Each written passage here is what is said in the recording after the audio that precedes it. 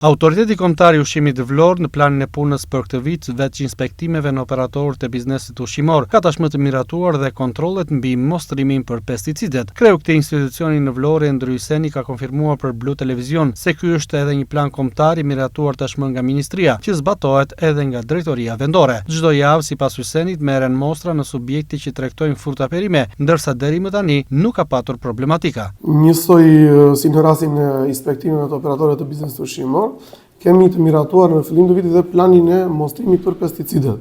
Është plani kombëtar i mostrimit i miratuar në fillim të vitit nga ministria, i cili zbatohet edhe nga drejtoria renale e Vlorës. Çdo javë nga trupa inspektuese të drejtorisë renale të Vlorës merren mostra në treg të operatorëve të biznesit ushqimor që tregtojnë fruta perime, të cilat analizohen në ISUV për monitorimin e pesticideve. Ka patur problematika, ka patur shqetësime?